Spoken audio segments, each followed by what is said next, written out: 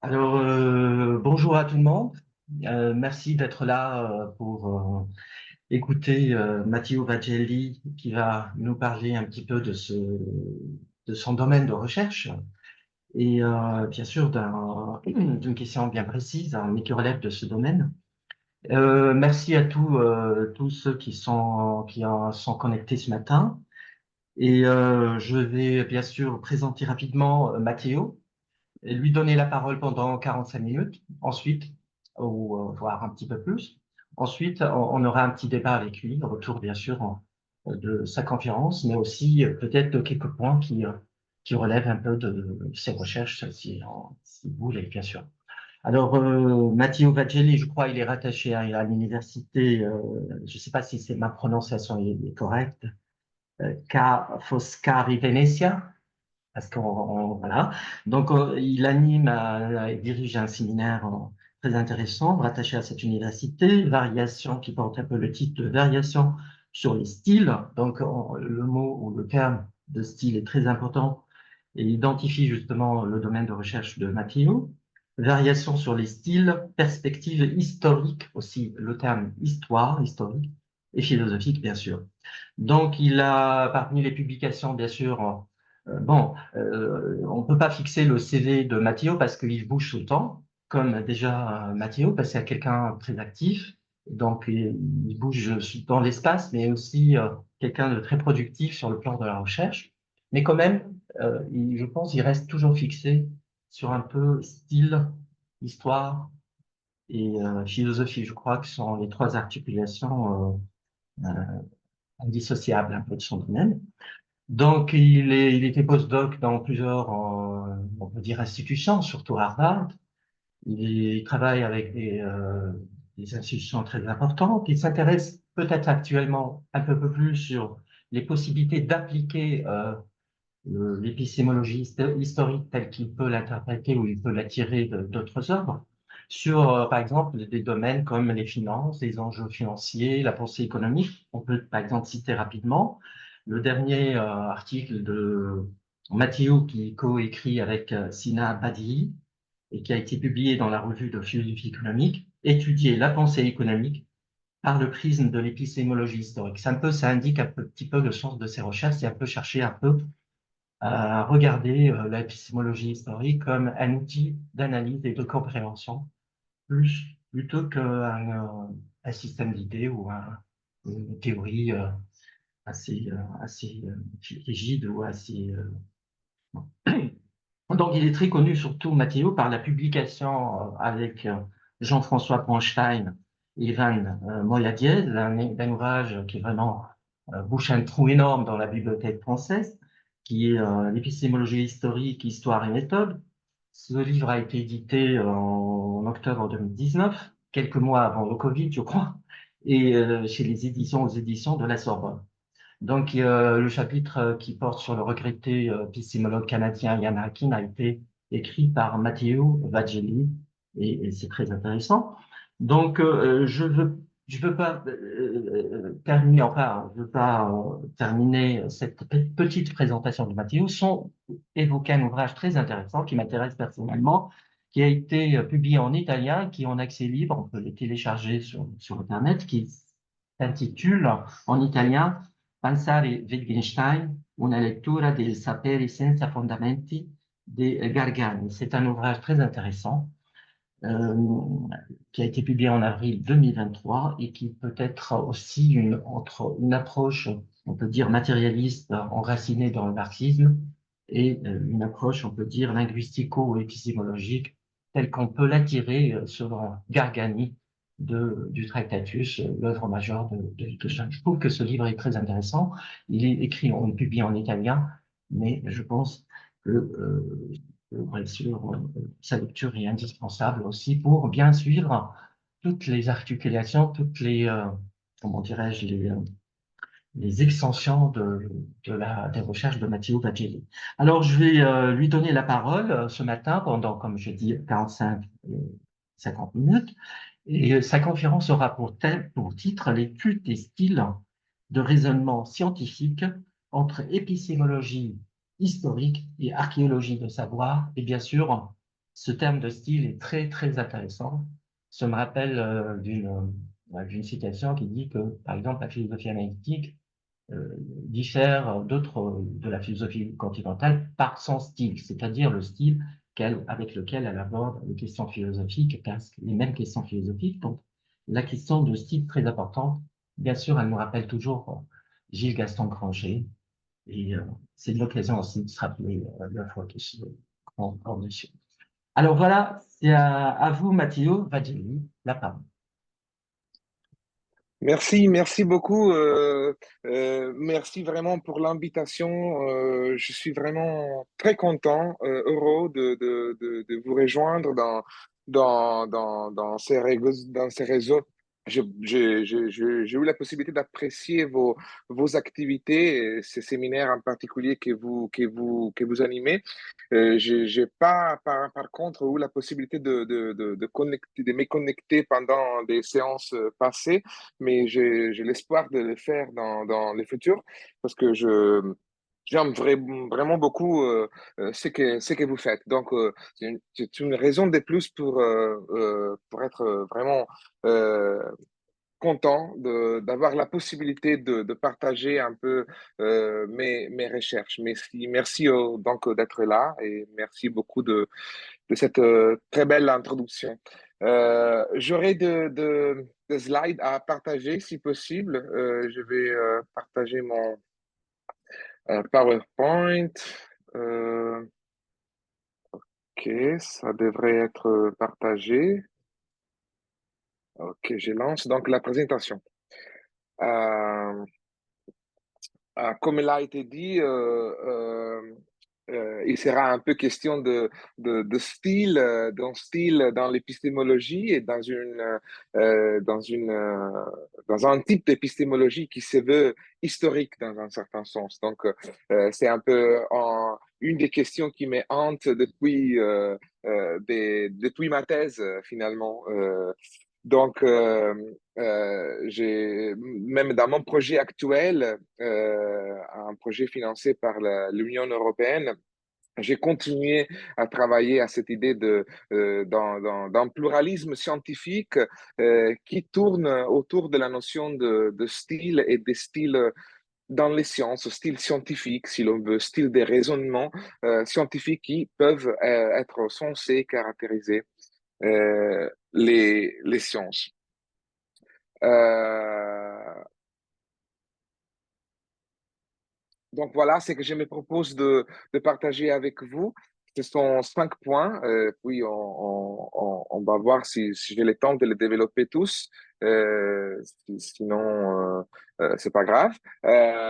L'idée, c'est de partir un peu de ce qu'on pourrait appeler les tournants pluralistes en philosophie des sciences. Donc, c'est un peu le cadre de mon projet actuel sur pluralisme scientifique et notion de style. Et puis, approfondir un peu la notion de style chez Hacking à travers ce qu'il appelle la métaphysique des styles des raisonnements, euh, se concentrant surtout sur les notions de vérité et des langages. Euh, et puis, j'essayerai de mettre cette notion de style chez Hacking en relation avec la notion de positivité dans l'archéologie de Michel Foucault.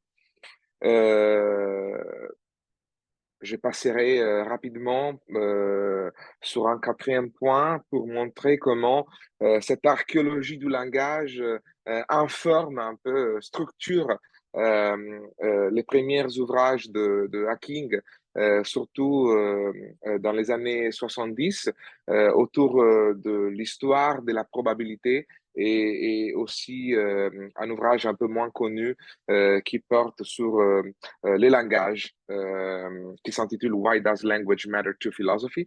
Les deux ouvrages parus en 1975. Et puis, je terminerai par un rapprochement qui est fait par Hacking lui-même entre sa notion de style et ce que la notion de style implique par rapport à la vérité et la notion de véracité ou truthfulness euh, euh, proposé par Bernard Williams. J'ai oublié un S dans les noms dans cette diapo. Euh, donc voilà. Donc euh, rappeler brièvement ce que on pourrait entendre on pourrait comprendre par l'idée d'un tournant pluraliste en philosophie des sciences. On peut se référer au fait que la philosophie des sciences dite post-positiviste de la deuxième moitié du XXe siècle est caractérisée par trois tournants. Un tournant historique, hein, que normalement on fait remonter à Thomas Kuhn, et donc à l'idée qu'il faut conjuguer histoire et philosophie des sciences. Un tournant pratique et qui est censé porter ou tourner l'attention de philosophes des sciences vers l'expérimentation, par exemple, ou la matérialité, les aspects matériaux des sciences et des pratiques scientifiques, euh, et un tournant qu'on pourrait appeler pluraliste. Selon ce tournant, ce qu'on met en avant, c'est la désunité ou désunion des sciences, tant en termes de méthode que des résultats. Ces mouvements pluralistes se développent en réponse au programme philosophique visant l'unification des sciences promu par l'empirisme logique. Alors, on a assisté à un foisonnement d'images, de métaphores, et qui ont caractérisé la science comme un orchestre, comme un miroir brisé, par exemple. Donc, différentes images pour euh, aller au-delà de cette image qui semblait caractériser un peu la science et la connaissance scientifique comme une pyramide, hein, au sommet de laquelle il y avait la connaissance physique et puis mathématique. Donc une image un peu plus horizontale et diversifiée des sciences. Alors là, c'est une caractérisation, j'espère pas caricaturale, mais très simplifiée, bien entendu, de ce qu'on appelle, ou de ce qu'on pourrait appeler tournant pluraliste en philosophie des sciences.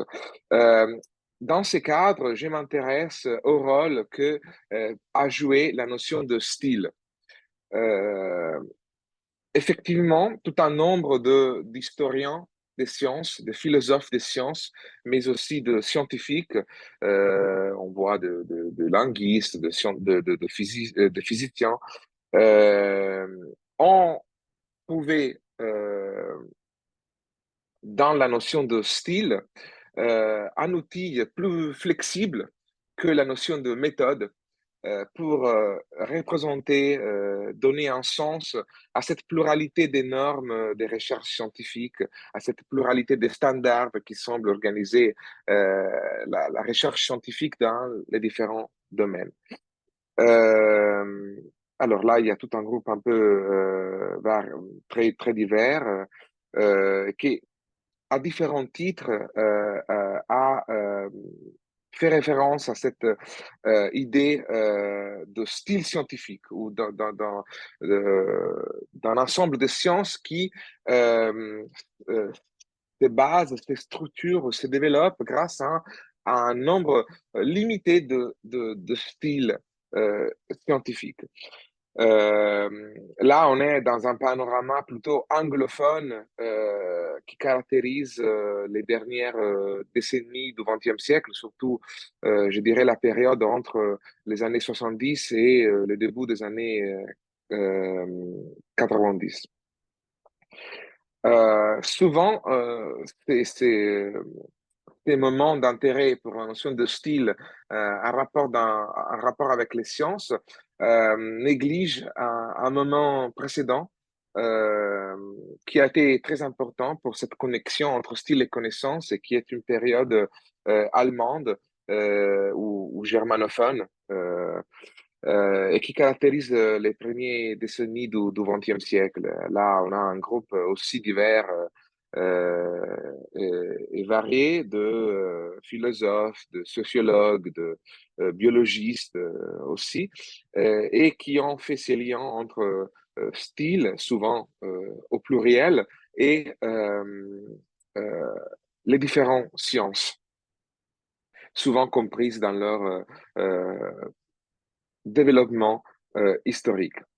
Alors, ce que j'essaie de faire dans mon projet actuel, c'est de baliser un peu ces domaines, historiciser un peu, ou faire une sorte de généalogie, si l'on veut, de débats autour du pluralisme scientifique euh, à la une, ou un accent, ma recherche ou ma généalogie sur la notion de style, et donc de cartographier un peu ces domaines en montrant un peu aussi les pièces manquantes ou souvent plus négligées que d'autres, comme par exemple les contributions de Gilles Gaston Granger, comme l'a été rappelé en ouverture, à une philosophie du style, avec son essai de 1968, essai d'une philosophie du style.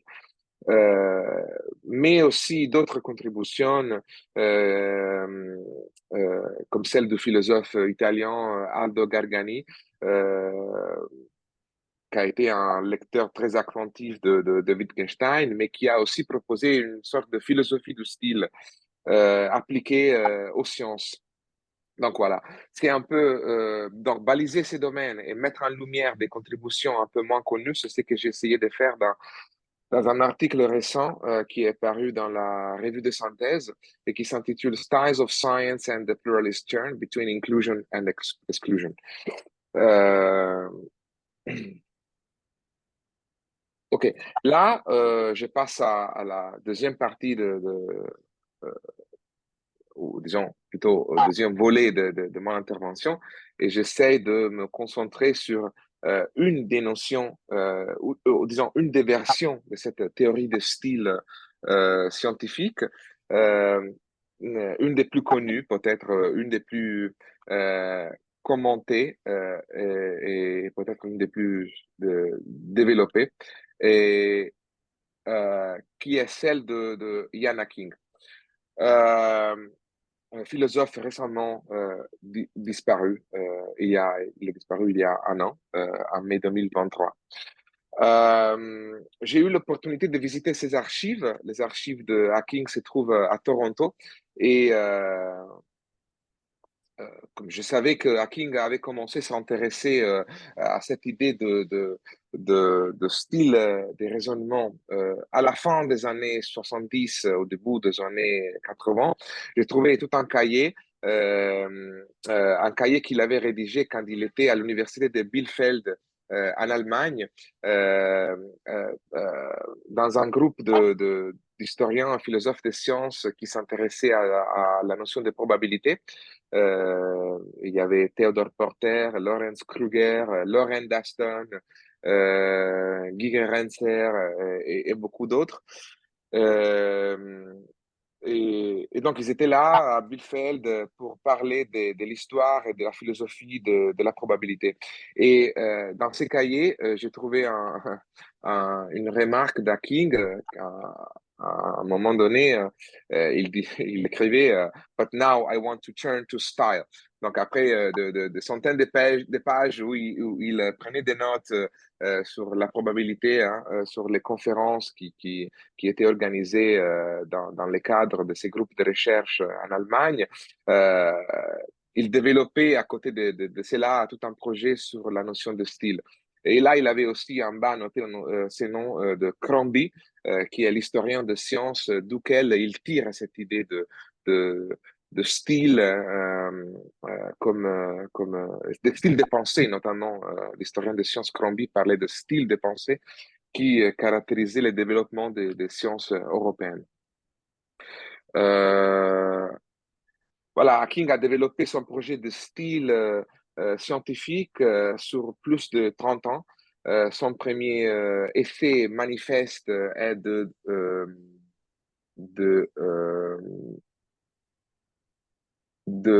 ah, pardon.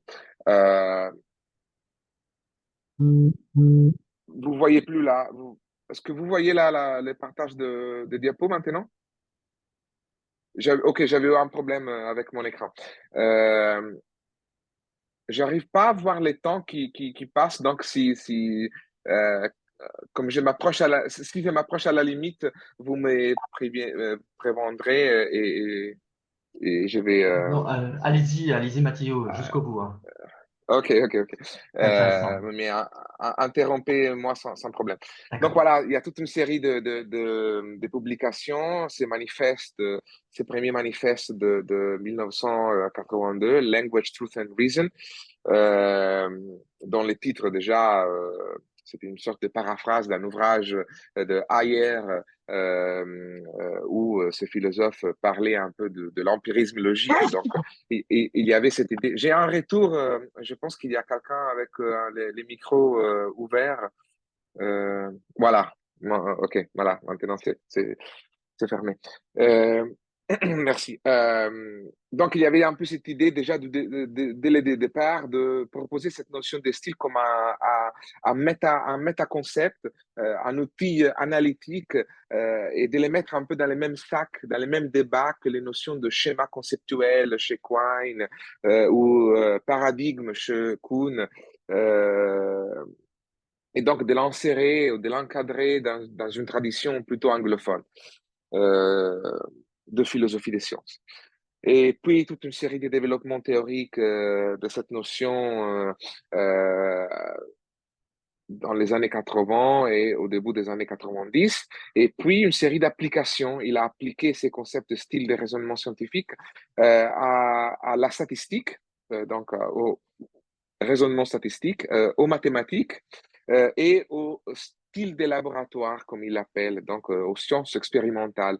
Et donc, ces publications qui datent de 1992, A, B et C, et puis je donne une liste des références à la fin, sont des contributions qui portent sur des styles particuliers, les styles mathématiques, les styles expérimental et les styles euh, statistiques, expérimental et mathématiques. Et puis un dernier article en 2012 où il montre que son projet a beaucoup évolué. Et en 2012, il parle, par exemple, plus clairement de l'histoire cognitive, par exemple, dans laquelle on pourrait insérer le développement de ce style de raisonnement. Les styles de raisonnement qui semblent caractériser les sciences se développe grâce à toute une série de potentialités qui sont innées dans les êtres humains.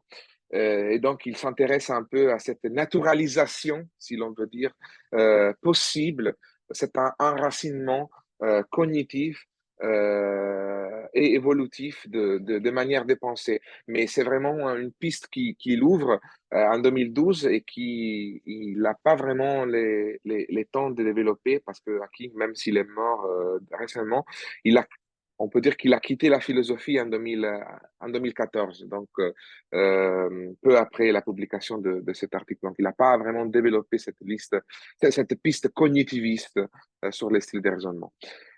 Là, je passe un peu plus rapidement. C'est juste une découverte que j'ai fait. Bah, c'est pas vraiment une découverte parce que dans les articles que King a consacrés à cette notion de style, il parlait d'un manuscrit qu'il avait en préparation, donc d'un gros livre sur la notion de style de raisonnement, mais qu'il n'a jamais publié. Et dans ses archives à Toronto, on trouve tout un programme pour un projet de livres et de plusieurs projets de tables de matière. Et la plus développée compte 17 chapitres. Et j'ai trouvé la rédaction de 9 chapitres. Donc, il y a 9 chapitres euh, très bien développés, mais c'est un manuscrit incomplet. Euh, et comme je disais, cette notion a été beaucoup reprise, hein. Il y a eu pas mal d'applications historiques. Euh, sur des sciences, sur des périodes que Hacking n'avait pas considérées. Arnold Davidson, par exemple, a utilisé cette notion de style de raisonnement sur l'histoire de la psychiatrie. Kostas Gavroglou l'a appliqué à l'histoire de la physique de basse température. Euh, James Elwick l'a appliqué à l'histoire de la biologie, par exemple. Donc, il y a eu toute une série d'applications de cette notion inspirée par Hacking. Mais aussi plusieurs discussions théoriques qui ont été suscitées par cette notion. Euh, En 2012, par exemple, cet ouvrage de Jack Ritchie, est un, c'est la publication d'un colloque qui a eu lieu en 2011, je crois, à Cape Town. Euh, je pense, oui, à l'honneur de Hacking est complètement dédié à sa notion de style de raisonnement. Donc, c'est intéressant de regarder un peu ces numéros spéciaux de Studies in History and Philosophy of Science de 2012, parce que là, il y a toute une série de contributions qui portent vraiment sur les aspects plus théoriques de cette notion de style. Bref, pour en arriver donc à cette idée de style scientifique. Comme je disais, Hacking tire cette idée de style de l'historien de sciences Alistair Crombie, qui parlait de 6 styles de pensée qui lui semblaient caractériser le développement des sciences européennes.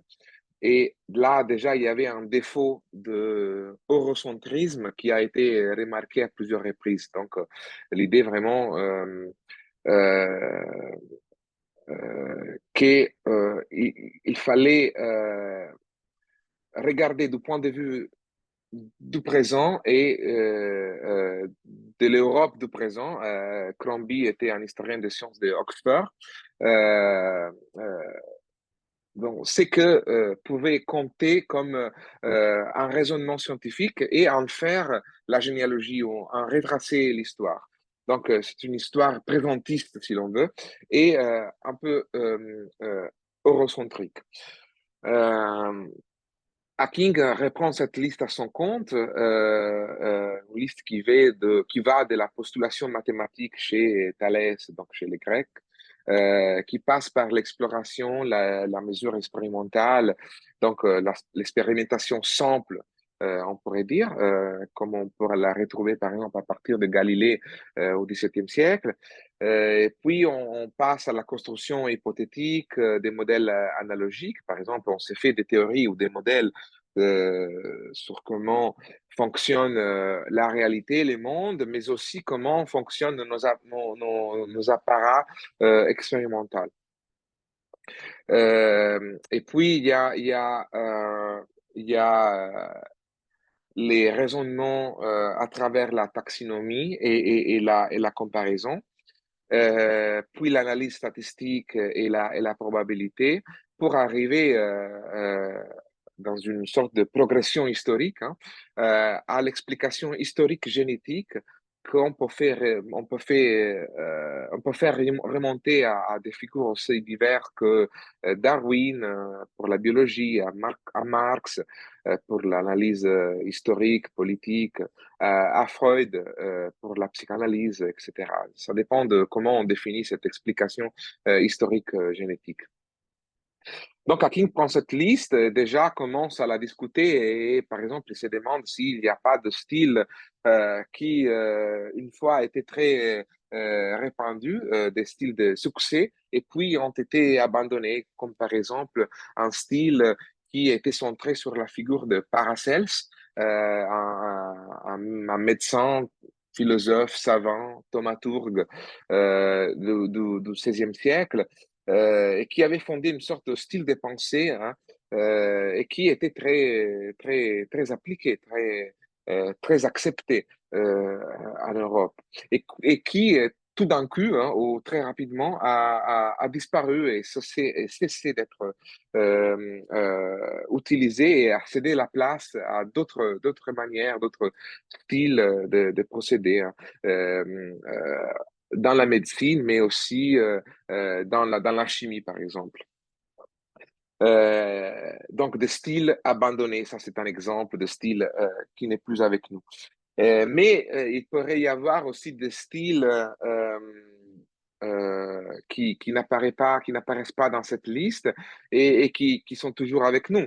Un style, par exemple, algorithmique ou combinatoire, qu'on pourrait faire remonter à l'algorithmie au 19e siècle, pardon, au 9e siècle, et qui est un style mathématique, si l'on veut, mais qui représente une sorte de dérivation des racines un peu différente qu'est la postulation mathématique euclidienne. Donc, le style mathématique, c'est pas seulement la postulation ou la déduction grecque, mais c'est aussi la combinaison et les raisonnements algorithmiques.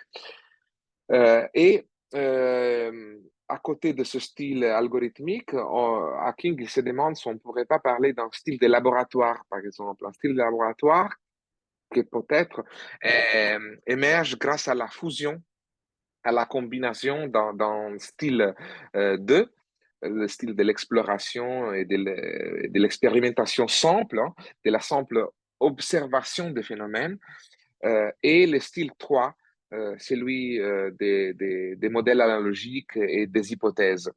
La fusion de ces deux styles, selon Hacking, a contribué au développement de ce qu'il appelle le style de laboratoire, un style qui ne se contente pas de d'écrire ou de mesurer, d'observer, de constater les phénomènes, mais qui produit des phénomènes qui n'existaient pas euh, au moins, il n'existait pas au même degré de pureté dans la nature, en dehors d'un contexte expérimental bien défini.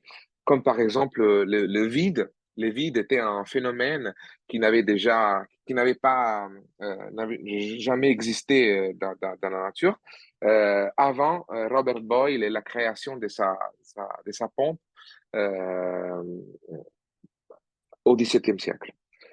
Euh, Au niveau philosophique, Hacking pense qu'on peut parler d'un nouveau style de raisonnement quand on observe l'introduction des nouveaux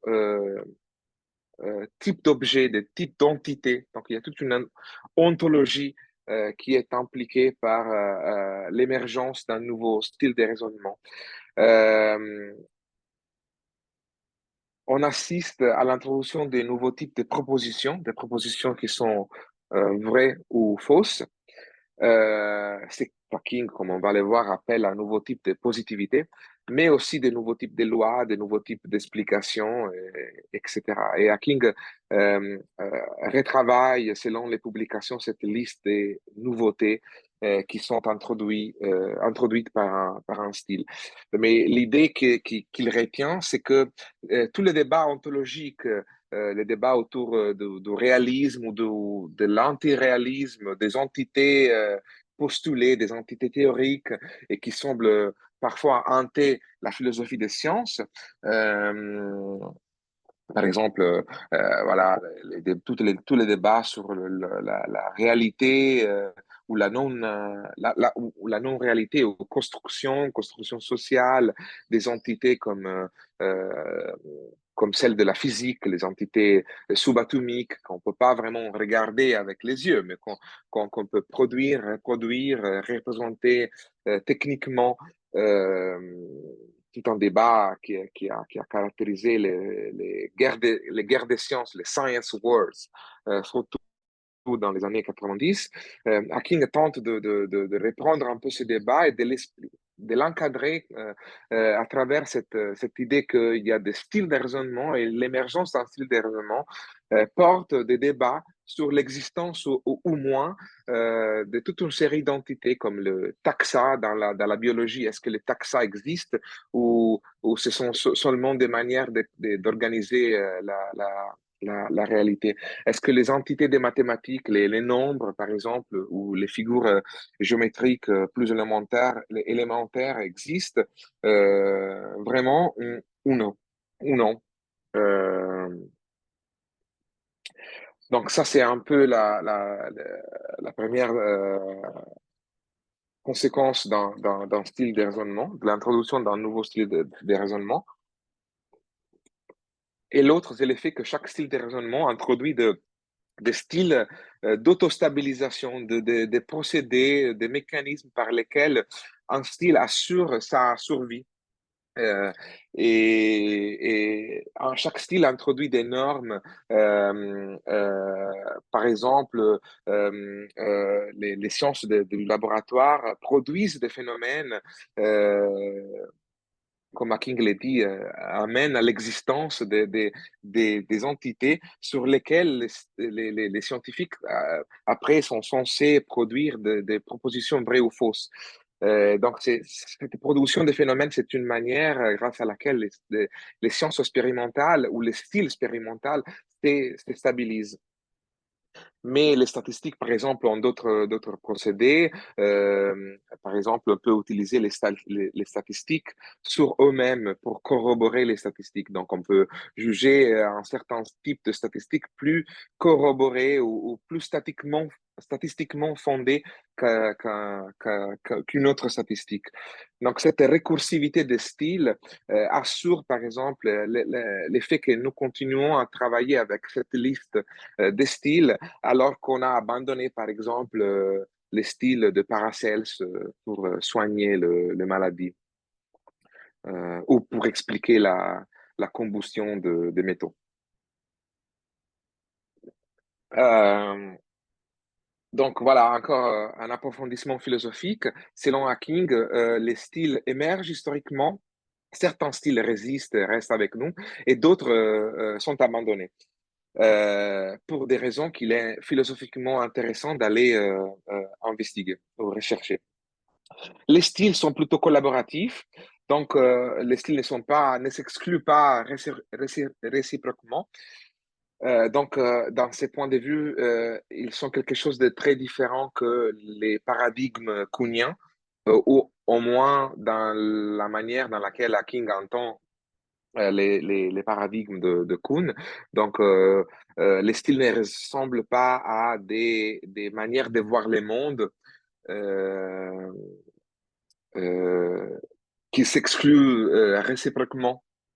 Mais ce sont des outils, ce sont comme des outils et chaque chercheur, dans presque n'importe quelle science, doit être familiarisé, doit être à l'aise avec plusieurs de ces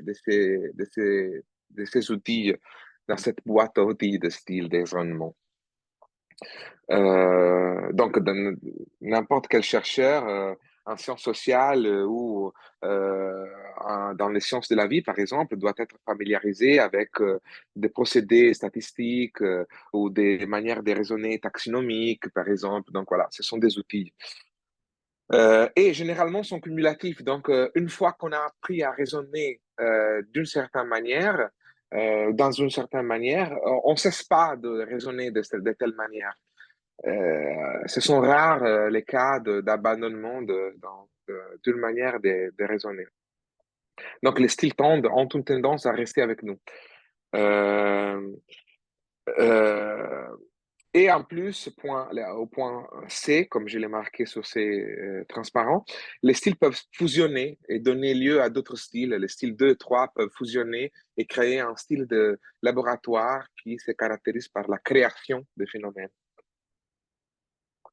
Et Hacking distingue entre relativisme et relativité. Il veut impliquer que le style comporte ou implique la relativité, mais pas les relativismes. Donc, le relativisme, c'est quelque chose qui philosophiquement serait à rejeter, hein, une sorte de subjectivisme, comme Hacking l'appelle. Euh, euh, qu'il retrouve par exemple chez Feyerabend et d'autres, et qui serait l'idée que euh, une proposition, la vérité par exemple d'une proposition est dictée ou déterminée par un style de raisonnement. Hacking ne veut pas ça, mais avec un passage un peu subtil, il veut plutôt soutenir que un style sert à introduire des propositions qui sont soit vraies, soit fausses, avec des traits d'union entre ces mots. En either true or false. Mais un style ne détermine pas la vérité ou la fausseté finale d'une proposition. Hacking souligne que un style est nécessaire pour faire en sorte qu'il y ait la possibilité de discuter de la vérité ou de la fausseté d'une proposition. Et il veut que cela soit distingué de la valeur de vérité définie qu'une proposition peut avoir à l'issue d'un processus de démonstration, un processus expérimental. Donc, et c'est sur ces points qu'il veut distinguer sa position, qui est une position relative, mais pas relativiste. Donc voilà, je veux pas insister trop là-dedans, là-dessus. Je pense que j'ai épuisé la plupart de mon temps sans arriver à Foucault, mais c'est pas trop grave. On peut on peut en discuter pendant le Q&A, si vous voulez. En tout cas, j'insiste un peu sur ces aspects linguistiques parce que il me semble quelque chose qu'on pourrait peut-être partager avec vos intérêts, mais je ne sais pas si je me trompe. Mais là, King insiste sur l'idée que il est pluraliste, ou en tout cas il est pas moniste en philosophie du langage, c'est-à-dire que il s'efforce pas de trouver, comme ils le font peut-être la plupart des philosophes du langage anglophones, une seule théorie du langage ou une seule théorie de la signification qui pourrait s'appliquer transversalement au langage en général, mais il trouve qu'il y a au moins deux théories de la signification. Euh, et il y a des propositions qui sont des propositions plutôt des énoncés d'observation, comme ce stylo est sur la table, et qui n'ont pas besoin d'un style de raisonnement pour recevoir une valeur de vérité. Et donc, pour ce type d'énoncé, on peut se contenter d'une théorie de la signification comme correspondance. Euh, euh, il y a en revanche toute une série de propositions qui sont des propositions comme par exemple les produits de Württemberg de 1817 et de 76,3 couronnes approximées par rapport aux couronnes de 1820. Alors, ce type de proposition, on ne peut pas simplement regarder par la fenêtre et voir si est vrai ou faux grâce à une théorie de la correspondance. Là, on a besoin d'un style de raisonnement, on a besoin une manière de raisonner soit en place pour pouvoir discuter de la vérité ou non de cette proposition. Donc, comme je disais, une des entités que un style de raisonnement est censé introduire, et peut-être c'est l'entité la plus importante pour Hacking, c'est cette classe de propositions, soit vraies, soit fausses, qui n'existaient pas auparavant, ou au moins c'était des propositions à propos desquelles, avant l'introduction d'un style de raisonnement déterminé, on ne pouvait pas se poser la question s'ils étaient vrais ou fausses. Et Hacking appelle cette idée positivité et il veut définir sa notion de positivité en la rapportant à trois penseurs qu'il appelle trois penseurs positivistes de différentes époques. Auguste Comte, et sa notion de positivisme, hein, et surtout l'idée que chez Kant, chaque branche des sciences suit des méthodes qui lui sont propres, qui ne sont pas réduisibles les uns aux autres. Et puis Moritz Schlick, un des figures les plus importantes du néopositivisme, et donc du cercle de Vienne, et de son principe de vérification, de vérifiabilité des énoncés que Hacking vise à conjuguer de manière historique. Et puis la notion de bivalence de Michael Dammett, Damet est un philosophe qui a aussi travaillé beaucoup sur comment transporter les valeurs de vérité dans l'histoire, non? Comment discuter sur ces propositions qui ont des valeurs de vérité qui ne sont pas nécessairement accessibles à n'importe quelle époque. Donc, ce sont des discussions qui semblent se rejoindre sur ces points. Hacking veut se distinguer de Damet en disant que la notion de bivalence est une notion plus forte, plus imposante que celle de positivité comme il souhaite la développer. La notion de bivalence chez Damet euh, euh, euh,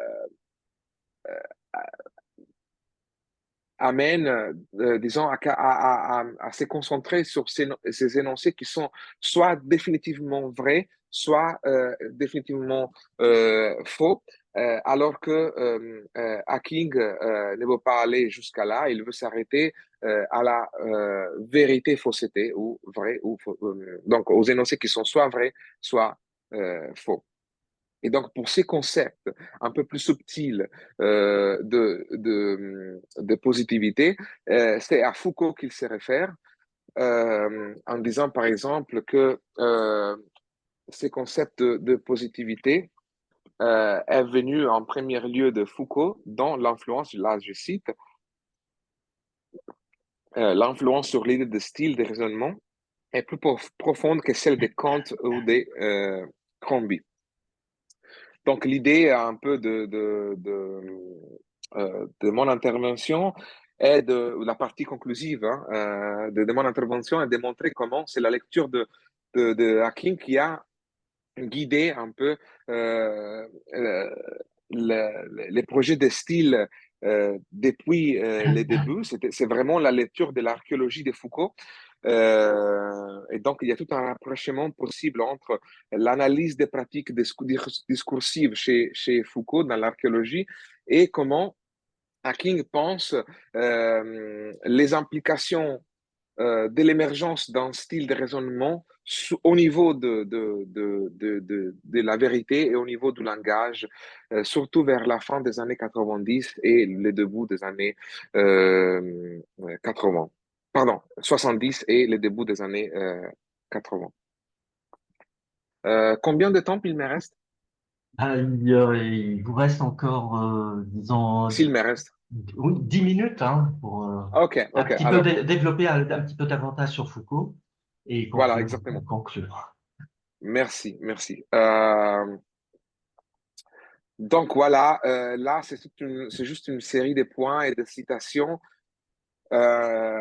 qui montrent comment Hacking, dès le début, hein, là, nous sommes très en amont par rapport au projet de style de raisonnement qui se développe 10 ans plus tard chez Hacking.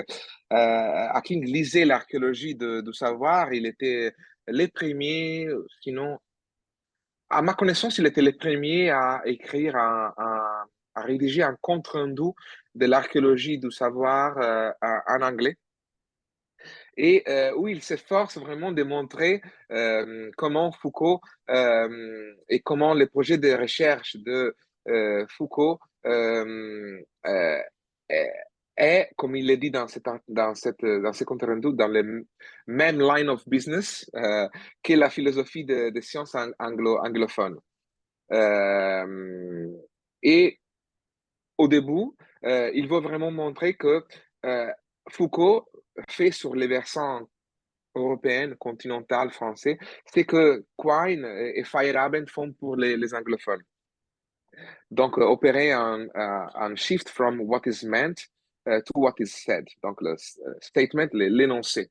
Donc, euh, donc voilà, là, je vais un peu plus rapidement, mais c'est vraiment là, c'est une publication ultérieure de Hacking où il vraiment essaye de développer ces parallélismes, cette comparaison possible entre entre Foucault d'un côté, et son archéologie du savoir d'un côté, et les philosophies des sciences de Thomas Kuhn, de Quine, de Feyerabend. D'abord, aux années 70, il cherche à démontrer que Foucault, il cherche à dire, il est un des nôtres. on doit le lire, il n'est pas un nihiliste, il est très intéressant, il est comme nous, il fait ce que nous cherchons de faire.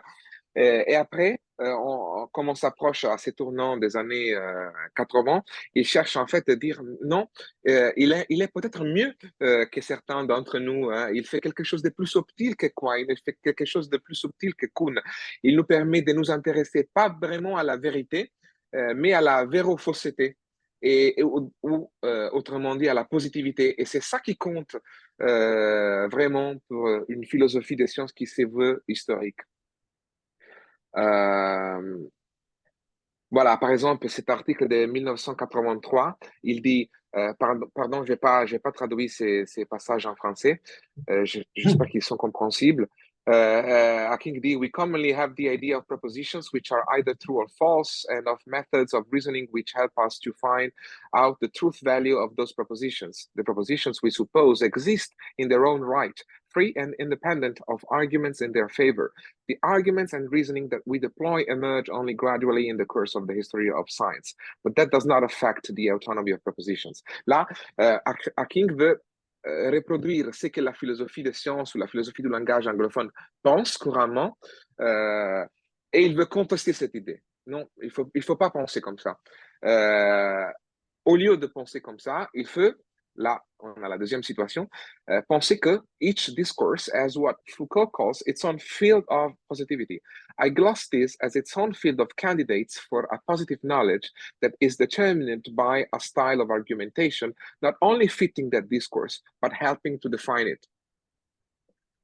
Là, je passe sur cela parce que j'avais mis toute une série de citations de l'archéologie du savoir, mais que j'ai pas eu le temps de reprendre dans les textes originaux, mais ce sont des passages dans lesquels Foucault s'explique sur ce qu'il entend par positivité. Et comme on le voit de ces passages, les positivités sont quelque chose qui permet d'introduire dans les discours des nouveaux objets, des nouveaux types de propositions, des nouveaux types de vérifications, des nouveaux types de théories. Donc, c'est quelque chose qui ne relève pas d'une théorie formée, mais quelque chose qui est une sorte de matrice, quelque chose qui relève d'un arrière-plan. Vraiment, on peut mettre ça à côté de, des articles de Hacking quand il tente de parler de qu'est-ce que c'est qu'un style de raisonnement introduit. Et vraiment, on retrouve les mots, presque mot par mot, c'est qu'un style est censé introduire des objets théoriques, des lois, etc., etc. Dans l'ordre du discours, donc sa leçon inaugurale au Collège de France, Foucault définit la positivité comme un ensemble de complexes et lourdes exigences qu'un énoncé doit remplir pour pouvoir appartenir à une discipline. Et il conclut qu'avant de pouvoir être dite vraie ou fausse, une proposition doit être dans les vrais. Et après, il donne des exemples. Il pense que Galilée ne disait pas le vrai, mais il était dans les vrais. Et par contre, que Mendel, quand il parlait de l'hérédité, donc dans la génétique, disait le vrai, mais il n'était pas dans le vrai. Donc, il n'était pas entendu, il n'était pas écouté parce qu'à l'époque, il n'y avait pas encore une positivité qui rendait ce que Mendel disait compréhensible. Et il a fallu tout un changement discursif dans la biologie dans les décennies suivantes pour comprendre et récupérer ce que Mendel avait dit. Là, je termine là-dessus. Hacking fait cet exemple dans sa première publication sur les styles, son essai manifeste de 1982, où il dit, je cite, à l'époque de Pierre-Simon de Laplace, il était très raisonnable de penser qu'il y avait des particules des caloriques, la substance de la chaleur. En s'appuyant sur cette hypothèse, Laplace a résolu de nombreux problèmes sur les sons. Mais il s'avère que l'idée est erronée. Je dirais que les phrases de Laplace étaient autrefois positives, elles n'ont jamais été bivalentes. Bivalentes au sens de Michael Dammett. Inversement, James Clerk Maxwell a dit un jour que certaines propositions sur la vitesse relative de la lumière étaient intrinsèquement incapables de détermination, mais quelques années plus tard, il a déclaré que Michelson avait inventé la technologie pour donner des réponses précises aux questions de Maxwell. Je dirais que les phrases qui intéressaient Maxwell avaient euh, été positives, bref, lorsqu'il les prononçait, mais qu'elles n'étaient pas bivalentes qu'après une transformation de la technologie. Donc, si on veut traduire ça dans le langage de Foucault, comme il s'exprimait dans sa leçon inaugurale au Collège de France, les phrases de Laplace sur les caloriques étaient autrefois dans le vrai, mais ils n'ont jamais dit la vérité. Donc, Laplace n'a jamais dit la vérité sur les caloriques. Les phrases de Maxwell, en revanche, sur la vitesse relative de la lumière étaient dans les vrais, mais elles n'ont dit la vérité, n'ont dit les vrais qu'après Michelson. Euh, et là, il y a des défauts de traduction. Je vous prie de m'excuser. Il y a beaucoup de différences entre dire la vérité ou les vrais, substantif et adjectif. Il y a toute une discussion qu'on pourrait faire là-dessus. Donc, je m'excuse pour cette traduction un peu floue de ces termes. Mais c'est plutôt l'adjectif qui est normalement retenu, donc les vrais. Euh, donc, on peut voir comment Hacking lit l'archéologie de Foucault dans le contexte de la philosophie des sciences anglophones et que Foucault est au cœur de l'idée d'Hacking de développer une sorte d'archéologie du langage. Et ça, on le voit dans cet ouvrage de 1975, Why Does Language Matter to Philosophy? Mais là, je ne vais pas rentrer dans ça.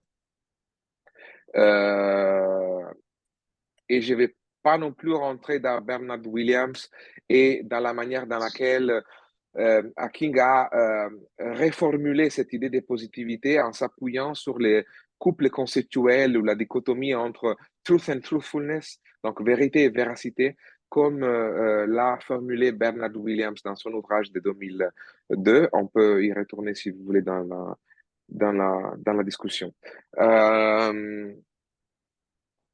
Donc voilà, dans les conclusions, ce qui m'intéresse souligner, c'est que les reformulations tardives ou successives de cette théorie de style chez Hacking créent une sorte de tension et même la reformulation que Hacking fait de la notion de positivité avec la notion de vérité et véracité de Williams crée une sorte de tension avec les premiers jets du projet de style qu'il avait façonné à la une de l'archéologie foucaldienne. Au début, Hacking semblait vraiment très proche de l'idée foucaldienne de faire une histoire de la vérité par cette notion de style de raisonnement et par les biais de la notion de positivité. Alors que dans les syllages de Williams, beaucoup plus tard, il arrive à penser qu'en fait, la vérité est un concept formel et il n'y a pas d'histoire de la vérité. C'est dont on peut faire l'histoire, ce sont les manières de dire la vérité, donc de truthfulness, de la véracité. Et là, dans ces transparents, je souligne un peu cette tension parce que dans les années 80, dans les années 90, Hacking pensait vraiment que le style produisait la vérité et pas seulement la véracité. Euh, et je pense que là, c'est la clé pour comprendre un peu les faiblesses, les points faibles, les blind spots de cette philosophie, comme moi, de cette notion de style de raisonnement chez Hacking et la raison pour laquelle cette notion a aussi reçu beaucoup de critiques. Et là, j'en résume certains. Comme celle de Martin Kusch ou de Luca Shortino, qui ont critiqué, par exemple, euh, les rejets du relativisme de Hacking, qui ont trouvé, Kusch et Shortino ont trouvé ces rejets insatisfaisants, euh, ou d'autres critiques qui sont semblables. Et je pense que les noyaux qui restent à éclaircir et à développer est cette manière de comprendre la vérité. Donc, une théorie de la vérité qu'on pourrait développer à la suite de la notion de style de raisonnement. Donc voilà, raisonner en termes de style par rapport aux sciences, ça nous amène à avoir des vues sur les langages, la signification plutôt que les sens, et la vérité. Et, et là, il nous aide à comprendre un peu mieux les projets de style par rapport à l'analyse archéologique du discours fait par Foucault d'un côté et au projet d'écrire une histoire de la vérité.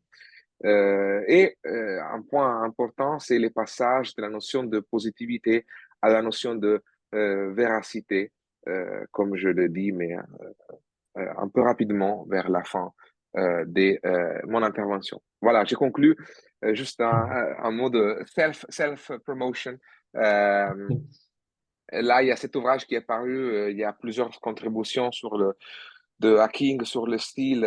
C'est un ouvrage qui j'ai coordonné, j'ai traduit en français. Il est paru chez Vrin en 2023. Et il y a plusieurs contributions sur le style.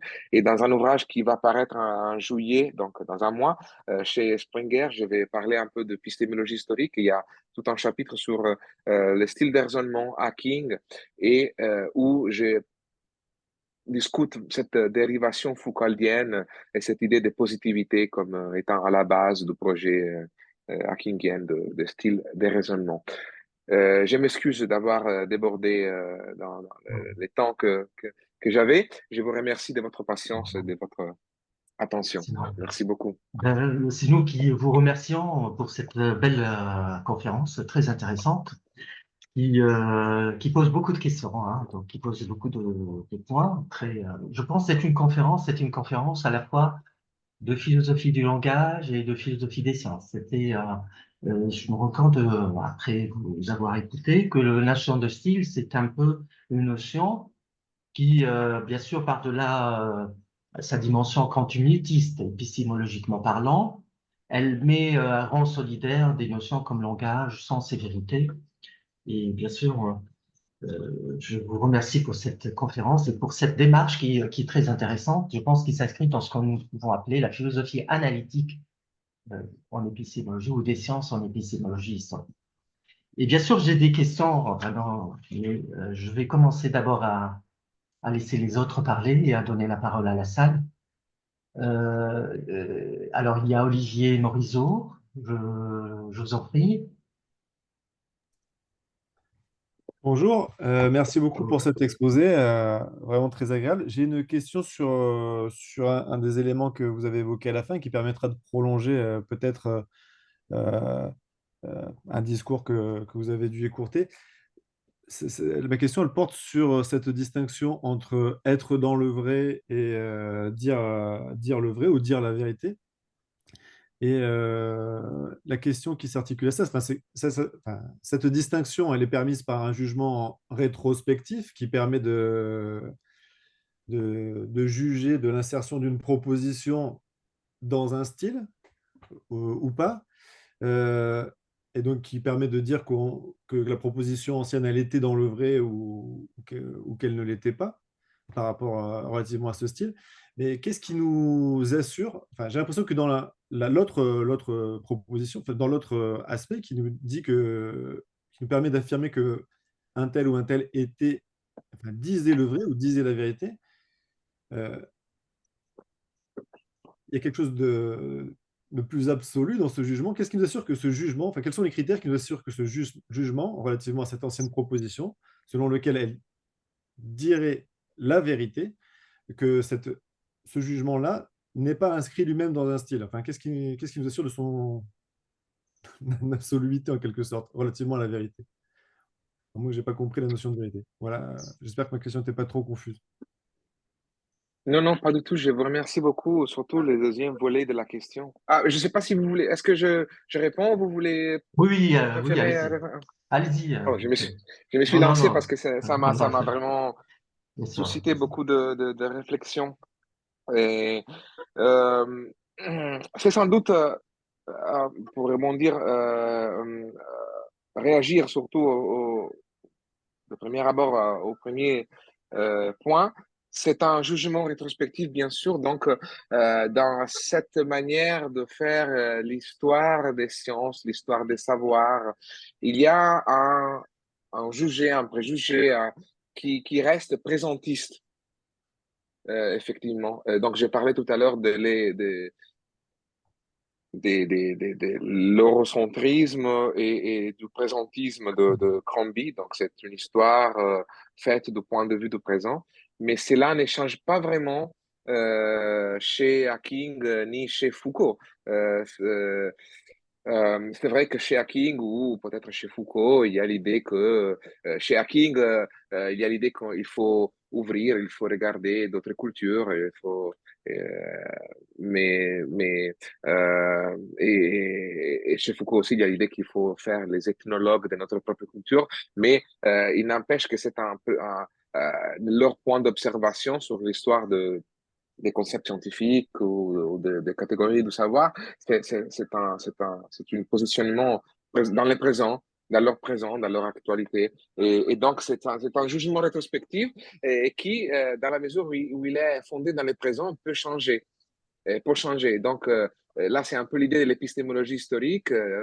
Donc, je retrouve beaucoup d'idées même si on a l'impression d'être très loin de ce que Gaston Bachelard ou Georges Canguilhem faisaient quand ils parlaient de l'histoire des sciences comme une entreprise normative.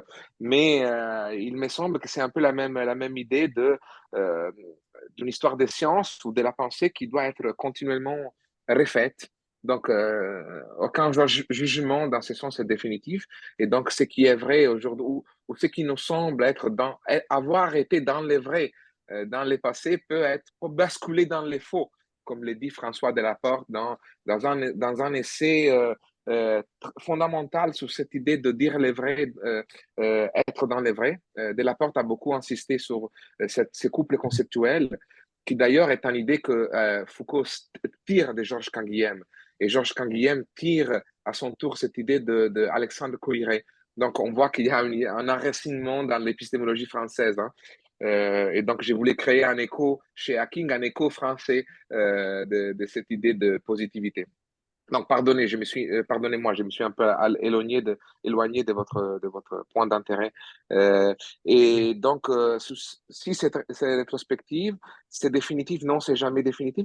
Est-ce que ça représente un style de raisonnement? Oui, oui, c'est vrai. Ça représente une manière de voir les choses, un parti pris sur comment faire l'histoire des sciences. Donc, c'est une histoire perspective, c'est une histoire partielle, c'est une histoire jugée, comme le disait Canguilhem. C'est pas une histoire neutre, objective. Avec tous les défauts que cela peut, peut impliquer. Je ne sais pas si ça répond à votre question. Vous disiez, est-ce que cela n'est pas aussi le reflet d'un style de regarder dans le passé, de dire Galilée était dans les vrais, mais ne disait pas les vrais, ou Mandel. Est-ce que ça ne reflète pas un style? Oui. Et j'essaie d'utiliser cette notion de style à un niveau méta, c'est-à-dire de décrire l'épistémologie historique largement comprise, de Bachelard jusqu'à Hacking, comme une sorte de style, un style philosophique, une manière de faire l'histoire des concepts qu'on peut différencier d'autres styles. Donc, vous avez vraiment touché deux points très importants. Merci beaucoup. Alors, une question pour Maïssa, Anne-Françoise Schmitt. Ensuite, je vais vous donner la parole. Je vais donner la parole à Maïssa Bensat. C'est une historienne des sciences, je veux dire, zoologiques et biologiques. Donc, voilà, Maïssa. Oui, vous m'entendez? Bonjour. Oui, oui, très bien. Oui, merci On beaucoup, t'entend très bien. Hamdi. Merci beaucoup à Monsieur Vagheli. J'ai beaucoup apprécié votre conférence, très instructive et très riche. Alors en fait, j'avais pas, c'est pas vraiment une question, c'était juste une réflexion. Enfin, disons, je vous demande un peu votre lecture parce que j'ai été donc, je voulais rebondir sur ce que vous. D'ailleurs, l'intervenant précédent, Monsieur Morisot, en a un peu parlé. Vous venez aussi de répondre un petit peu aussi à mes questionnements. En fait, j'ai trouvé que c'était ce que vous avez pointé justement sur la question justement de la lecture rétrospective et du présentisme et des jugements rétrospectifs que nous avons tous un peu tendance à faire. Je voulais juste avoir votre avis sur la lecture justement, disons, historienne. Je reprends la formule de l'historien de la biologie Jacques Roger, qui était un promoteur de cette lecture historienne, c'est-à-dire qui contextualise beaucoup et qui essaie justement de revisiter un peu ces notions un peu de concept et dans la manière dont on les perçoit justement aujourd'hui, mais qui pouvaient avoir une perception différente dans les temps anciens. Et donc, vous avez évoqué par exemple Paracelse. L'exemple de Paracelse est très intéressant pour l'histoire de la médecine. Justement, cette idée selon laquelle on peut percevoir, enfin, on a une démarche qui veut aller vers la vérité. On n'est pas du tout dans un contexte, par exemple, influencé par la mythologie ou ce genre de choses, mais selon les référents culturels de l'époque ou selon le contexte dans lequel on se trouve, ça peut être un petit peu indispensable, mais ça ne disqualifie pas pour autant la démarche scientifique en elle-même. Et donc, ma question, c'était par rapport à Crombie, justement, où vous rappeliez d'ailleurs très justement que c'est effectivement un petit peu eurocentré, bien que ce qu'il présente est tout à fait intéressant, justement, par rapport au caractère scientifique, le postulat mathématique, les questions de l'expérience, etc. Mais si on revient notamment au Moyen-Âge, alors Hamdi vient de rappeler que justement, j'ai travaillé sur la zoologie, donc essentiellement dans la période médiévale. Si on prend le numéro 4, donc sur la taxonomie, est-ce que selon vous, on peut être, est-ce qu'il serait donc tout à fait légitime de considérer que si on suit ce raisonnement-là, disons, les tentatives de classement, de classification des animaux, des plantes, etc., par des naturalistes anciens peuvent être justement considérés comme scientifiques ou comme appartenant à l'histoire des sciences parce qu'ils respectent un petit peu cette démarche scientifique qui s'inscrirait dans ce que Crombie avait présenté, donc dans la taxonomie, la comparaison, l'analogie, l'observation justement de ces animaux et une démarche de classement qui peut tout à fait être considérée comme scientifique. Parce que c'est un petit peu le débat des historiens des sciences, de chercher à accorder un petit peu le statut scientifique à telle ou telle démarche, et surtout pour les temps anciens, parce qu'effectivement, vous l'avez rappelé, donc cette lecture un peu eurocentrée part du principe que ce qui est scientifique commence réellement qu'au XVIIe siècle, alors que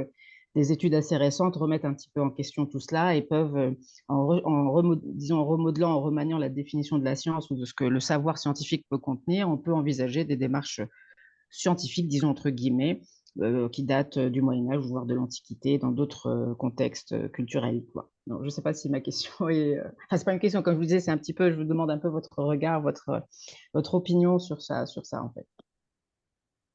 Merci, c'est extrêmement intéressant.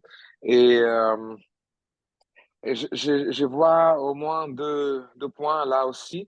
Sur Jacques Roger, justement, c'est vrai, hein, il y a toute euh, une polémique. Je cite j'ai cité récemment ces passages de Jacques Roger qui s'attaque à justement à Bachelard, je pense surtout, et à cette manière de manipuler un peu l'histoire des sciences euh, pour euh, représenter un point de vue philosophique, donc de, de forcer l'histoire des sciences en utilisant les points de vue normatifs du présent. Cela ne va pas du tout du point de vue historique. Euh, Selon Jacques Roger et beaucoup d'autres. Euh, euh, et, euh, et je me rappelle que dans le même passage, Jacques Roger, il met aussi dans le même sac que Bachelard aussi Foucault, et il dit Foucault c'est même pire, et il invente des choses de toutes pièces, donc c'est vraiment quelque chose qui c'est le contraire de l'histoire. Alors ce que j'aime dans ces passages, c'est que il met dans le même sac Bachelard et Foucault, alors que c'est, oui, les gens qui ont une familiarité avec l'épistémologie ont tendance à peut-être mettre les deux, mais pas forcément par rapport à cette idée de l'histoire faite du point de vue du présent. Au moins pas défini dans ce sens-là. Alors j'aime bien. Roger a vu quelque chose qui m'intéresse beaucoup, c'est-à-dire ces présentismes un peu parfois évidents, parfois un peu plus latents dans la tradition épistémologique française et que je retrouve aussi chez King, par exemple, à quelqu'un qui est très loin et plus contemporain. Quand j'ai parlé des deux styles, en utilisant les styles en métaniveau, donc distinguant l'épistémologie historique d'autres manières de faire l'histoire des concepts ou la philosophie des concepts scientifiques, j'essaie de décrire un style qui essaye de faire dialoguer la philosophie, mais avec une science qui est une science historienne, ou plus proprement historienne. Et c'est une manière un peu plus répandue aussi dans les mondes anglophones. Et je dis que aussi, je soutiens aussi que tous les tournants historiques dans la philosophie anglophone des sciences, à la suite de Kuhn, est vraiment une sorte d'historicisation, mais par les biais de Koiré. Là, c'est Koiré qui fait un peu le trait d'union, je crois, avec une histoire un peu plus objective, un peu plus empiriquement fondée, un peu plus respectueuse du passé, et qui essaye d'éviter les risques d'anachronisme et de whiggisme.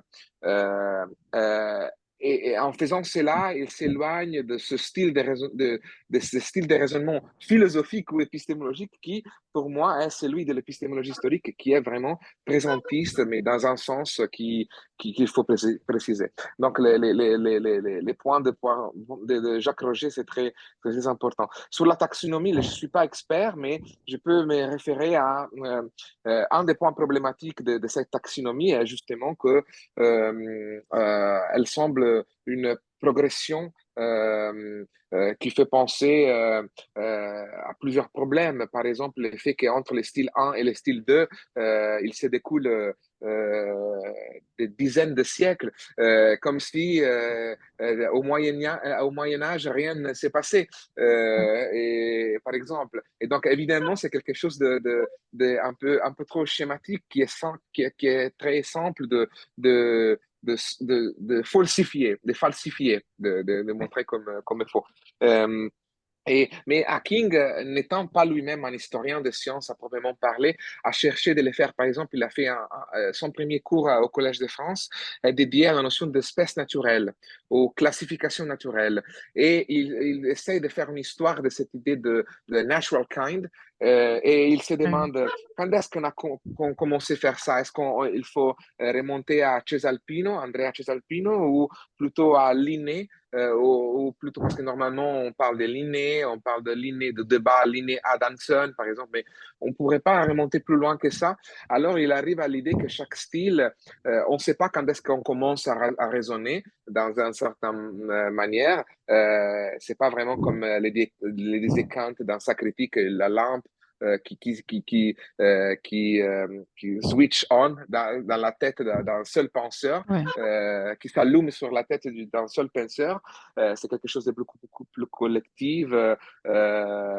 Mais il parle de cristallisation. On peut dire tout de même qu'il y a des figures comme Thalès, comme Galilée, comme peut-être Linné, qui sont de trailblazers. Donc, qui sont pas des fondateurs, mais des figures qui ouvrent les chemins ou en tout cas, encore mieux, qui cristallisent une manière de raisonner dans une manière qui est reconnaissable. Et donc, peu importe si Thalès est, qui était Thalès, quand il a vécu exactement, il est un signpost. Donc, il est quelqu'un qui marque la cristallisation d'une manière de penser.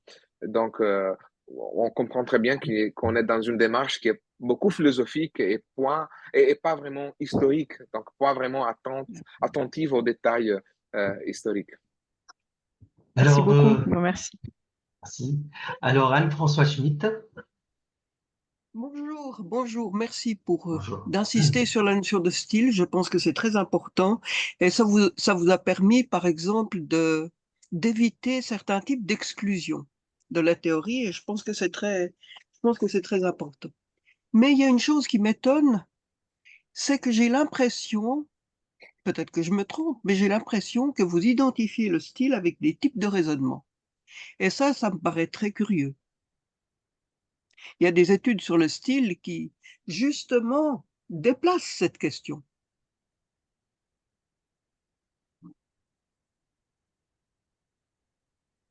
Et pour comprendre un peu mieux, pour réagir, peut-être quels sont les risques hein, que vous voyez en particulier, comme ça je peux, dans l'identification entre style et manière de raisonner. Voilà. Eh bien, par Que- exemple, il y a plusieurs risques. Il y en a l'un, Hmm, c'est justement de ne pas pouvoir tenir compte des sciences telles qu'elles se font, des sciences d'accord. futures. Ah. Hmm, C'est très important, le côté historique. Mais il y a un moment donné où c'est important aussi d'arriver à décoller le problème de l'épistémologie et le problème de l'histoire. Hein. Ok. L'autre risque, c'est de ne pas voir ce qu'apporte l'écriture elle-même, le geste de l'écrivain, le geste de l'auteur, dans la façon dont il traite un problème scientifique. Alors ça a été bien développé en France, par exemple, je pense par exemple à l'ouvrage de Jean-Louis Gallet, qui s'appelle Philosophie et invention textuelle. Et cette invention textuelle ne s'identifie pas simplement au type de raisonnement. Si vous lisez un peu de philosophie française tout à fait contemporaine, vous verrez que cette identification n'est pas suffisante pour les philosophes français, même chez Foucault. Moi, j'ai bien connu Foucault et j'ai fait l'un des premiers travaux en 72 sur l'ensemble de ses travaux jusqu'à l'archéologie du savoir. Ok. Euh, Moi, je pense merci beaucoup. que si vous utilisez Wittgenstein, Mhm. je pense que l'idée de forme de vie serait plus proche de la notion de style que le problème des types de raisonnement, que la question des types de raisonnement. Merci. Tout ça est vraiment très intéressant. En fait, je voudrais profiter pour vous poser d'autres questions, mais ça deviendrait un dialogue et peut-être on peut, moi, si vous êtes d'accord, je serais très intéressé à vous écrire et pour en savoir Tout à plus. fait. Mais ça m'intéresse beaucoup et je note seulement que Hacking lui-même fait la référence entre Wittgenstein et ses styles de raisonnement. Il parle plutôt de jeu de langage plutôt que Oui, bien de sûr, forme bien de entendu, forme. bien entendu. Mais de nouveau, ces jeux de langage sont relativement identifiés au type de raisonnement. Oui, oui. Oui, Alors, par contre, c'est pas à ma défense ni à la défense de Hacking, oui, mais parce que nous avons deux points de vue opposés, je pense, sur ce problème. Moi, je pense que Hacking n'a pas suffisamment insisté sur les raisonnements. Il parle de raisonnement, mais en fait, il ne parle pas des manières de raisonner. D'autres, à sa suite, ont pensé à comment développer ou comment montrer la diversité des manières de tirer les inférences, donc de raisonner vraiment sur les bases des données et comment ça change dans les différentes sciences. Hacking, en revanche, il parle beaucoup de raisonnement, mais ce qu'il dit n'a pas trait à ce que les gens font normalement quand ils parlent de raisonnement en épistémologie ou en philosophie des sciences, tout simplement, sans les aspects plus historiques. Donc, il n'y a pas vraiment assez de raisonnement chez Hacking, mais vous dites, il y en a trop. Dans ce que Hacking a dit, raisonnement, en fait, il y a les discours de Foucault, il y a plein de choses, mais pas les raisonnements logiques, par exemple. Il n'y a pas de logique. Et ça, pour des raisons que Hacking explique. Pour lui, la logique, c'est pas un style de raisonnement. La logique sert à maintenir la vérité des prémices à la conclusion et pas à la produire. Et pas pour la produire. Donc, la logique, c'est une machinerie, mais c'est pas un style de raisonnement. Là, brièvement. Mais c'est vrai que je retiens surtout ce que vous dites, que le style si on enrichit cette notion, et merci de la référence à cet ouvrage de Jean-Louis Gallet, je pense que Gilles Gaston Granger est aussi important pour penser les bien gestes de sûr, l'auteur, absolument. l'écriture, les gestes de l'écriture, pas l'écriture, mais les gestes de l'auteur, donc l'individualité dans les styles, il est important. Mais je retiens surtout l'accent sur comprendre, les besoins de comprendre les sciences telles qu'elles se font et qu'elles se feront. Et j'ai aussi des doutes sur la possibilité que les styles tels que le développe Hacking puissent permettre de saisir les sciences en train de se faire ou les sciences qui peuvent Probablement. se faire dans les photos. Donc, Oui. l'accent sur ça, l'accent sur l'écriture, sur l'individualité, sur l'invention est très important. Je pense qu'il faut aller pêcher dans d'autres auteurs. Mais bien Et- et- entendu. Il y a toute une tradition en France là-dessus, ne serait-ce qu'à l'école des mines de Paris. Hein, vous connaissez les travaux d'Atchuel, vous connaissez les travaux, bon, et les travaux que j'ai faits aussi sur ces questions-là. Oui. En tout cas, ce sont des questions qui sont très vivantes Sur le pluralisme, n'oubliez pas les travaux de Léo Koutelek. Hein, On a de quoi échanger sans doute. beaucoup. Oui, moi je veux bien si vous trouverez, je Oui. pense, mon, mon adresse mail de la liste des. Vous pouvez la marquer, Anne-Françoise, dans le chat qui Ah sera oui, sauvegardé, ou d'accord. je la transmettrai à Mathéo sans faute. Très bien, c'est Alors, parfait. je crois qu'il y a une réaction de Charles Alouni à propos de. Je ne sais pas si il a envie ce matin de prendre la parole. Euh, Oui, alors, bonjour. bonjour, Charles. Je vous Bonjour en prie. Anne-Françoise. Bonjour Charles. Bon, écoute, non, je voulais simplement dire que, évidemment, je suis tout à fait de ton avis sur ton intervention, et justement, en particulier sur la tradition française, hein, qui est, comme dit Zalamea, qui est quand même relativement unique et Oui, exceptionnelle. absolument. Oui, à Question. la mer, c'est très important, hein, Mathéo. Oui, oui, mais alors, en plus, ce que je voudrais ajouter, c'est que c'est pas seulement la tradition française, je pense que c'est Oui, absolument. Ah, je suis tout à fait d'accord, oui, oui. la tradition italo-française Mais bien est sûr, oui, oui. hein. Et Euh, colombienne, oui, voilà, exactement. colombienne, bien sûr. Bogota a été importante sur ces questions. Ça fait une triangulation. Donc, il suffit de se reporter à, je sais pas, aux travaux de Enriquez en Italie, aux travaux de Castellana. Ah, ouais.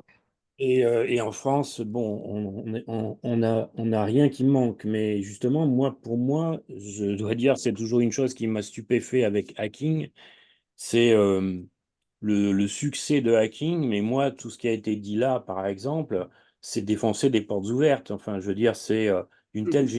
généralité, d'une telle globalité, sans appui sur aucune science vivante, justement, hein, ni mathématiques, ni physique mathématique, ni biologie, ni ce qu'on veut. Je vois pas très bien ce que ça peut apporter à la tradition italo-française Ouais. et à la philosophie continentale. Ça me laisse complètement perplexe. Et j'aimerais bien savoir ce que ça apporte, sinon de dire que Moi aussi. sinon de faire la jonction avec la philosophie analytique, qui est une pure scolastique, qui n'a aucun sens. La philosophie analytique, c'est quoi? Quel est le rapport de la philosophie analytique avec la logique contemporaine ou la mathématique contemporaine? Aucun lien. Demandez à des mathématiciens ce qu'ils pensent de la philosophie analytique. Rien. Demandez-leur ce qu'ils pensent des travaux de Lotman, de Bachelard, de Winter, de Henriquez ou d'autres. Vous aurez une réponse. Mais sur la philosophie analytique, c'est franchement aberrant. Il suffit de lire le bouquin de Zalamea sur la philosophie synthétique des mathématiques contemporaines pour comprendre ce que la philosophie analytique est incapable d'apporter. En logique, elle s'est arrêtée avant Gödel. Elle n'est jamais allée plus loin. Donc voilà, moi je voudrais comprendre quel est l'intérêt, qu'est-ce qu'apporte cette reconstruction du travail de Hacking ou du travail de Kuhn qui ont fait que copier ce qui se faisait chez nous et pour en faire quoi? Et c'est simplement ma question. C'est tout ça aboutit à quoi? Qu'est-ce que ça apporte à la tradition italo-française, hein, qui a largement travaillé sur des questions fondamentales. Et sinon, de dire quoi? De dire que Bachelard est un manipulateur de l'histoire des sciences. On ne va pas très loin en disant ça, hein, franchement. Et il faudrait interroger qu'est-ce que l'histoire des sciences, qu'est-ce que la philosophie des sciences, pourquoi les historiens des sciences font alliance avec les analytiques contre les philosophes des sciences. Il y a un tas de raisons qu'on peut expliquer et sur lesquelles on peut parler. Donc, voilà, c'est tout. C'est ce que je voulais indiquer et simplement qui va dans le sens de ce que Anne-Françoise a déjà dit. À propos de Gargani, Matteo, est-ce que vous connaissez les travaux d'un de ses élèves qui s'appelle Daniel Nicolet sur Wittgenstein? Non, je connais pas. Ah oui, c'est dommage. C'est dommage parce que Gargani, effectivement, est central dans tout ça. Tout à fait, absolument. Absolument. Et donc, et le travail de Nicolet était très important. Donc, ça vous mériterait quelques détours. Mais moi, je crois que Matteo a écrit un bouquin sur Gargani, non? Absolument, oui, en italien, hein, je l'ai cité. Sur le savoir sans fondement. Oui. Justement, avec une référence quand même à Wittgenstein, c'est-à-dire qui s'inscrit dans la philosophie analytique que vous critiquez. Donc Bah, là, on est vraiment dans un débat très non, non, non, non, non. fondamental. Non, non, on ne peut pas dire que le travail de Gargani est un travail analytique. Absolument pas. Et son Wittgenstein, précisément, est très différent du Wittgenstein de Bouvresse ou d'autres Oui, spécialistes. Le travail de Gargani n'a rien à voir, c'est pas du tout une position analytique. C'est une position qui s'inscrit dans une tradition italienne, italo-française, etc., et qui donne un Wittgenstein profondément original et une relecture, une vraie lecture de Wittgenstein. Pas simplement. oui, mais vous êtes d'accord, Charles, qu'il valorise une épistémologie linguistique de type wittgensteinien. Ah oui, d'accord, ça, certainement. Et il fait même une analyse critique. En particulier de la fétichisation métaphysique, ontologique, non seulement dans les sciences, mais en philosophie. Mais c'est pas du tout rabattable à la philosophie analytique. À preuve Ah oui, là, il faut s'entendre sur ce qu'on veut dire, ce qu'on comprend de philosophie analytique, hein. Donc, c'est ça. et même Anne Française a fait référence à la notion de forme de vie, qui a une dimension anthropologique et culturelle très importante. Et Oui, je pense que c'est justement. ça l'enjeu avec Mathieu. Je pense que c'est une ouverture tout à fait, c'est une mise en perspective tout à fait nouvelle qu'on ne trouve pas dans l'épistémologie historique. Réorienter le savoir scientifique, euh, le faire sortir d'une conception un peu eurocentrée ou eurocentrée vers le monde. Et je pense que c'est ça Oui, ce qui manque un peu. Et c'est déjà tout le travail d'Anne-Françoise Schmitt est basé sur ça. mais tout ça a été fait par Gargani, justement. S'il y a quelqu'un qui avait interrogé les formes de vie dans le cadre de la philosophie des sciences, c'est Aldo Ouais. Gargani, hein. Donc là, pour moi, c'est autre chose que hacking. Je vois pas ce que Oui, hacking mais vient faire. c'est-à-dire, c'était dans les années 70. Maintenant, peut-être l'enjeu est différent épistémologiquement parlant. Peut-être Yann Akin, hein, je sais pas, il s'inscrit certes dans une tradition analytique, épistémologique, mais peut-être il a une autre façon de réorienter un peu la pensée épistémologique contemporaine. Bah oui, justement, c'est ça qui m'intéresserait de savoir, parce que c'est ça, quelle est cette nouvelle orientation? Et par rapport à quel autre, Objectif. quel est l'objectif, fondamentalement? Dans quel cadre ça se pose? Si ce n'est que Hacking a été au Collège de France. Bon, mais à part ça, quel est l'apport original de Hacking par rapport à cette réorientation? En quoi c'est une réorientation? Là, moi, ce que j'ai vu défiler, c'est des choses qui sont classiques, hein, la référence à Crombie ou Kuhn ou Schlick, je vois pas ce que ça a de nouveau, ça.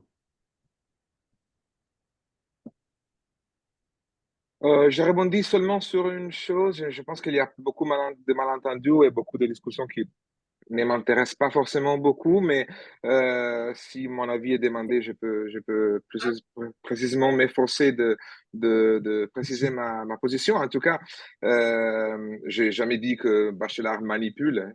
Quand j'ai utilisé cette expression, j'ai euh, tenté, peut-être de manière maladroite, mais de reproduire ce que Jacques Roger pense de Bachelard. C'était, je pense, tout à fait clair dans le contexte de ma réponse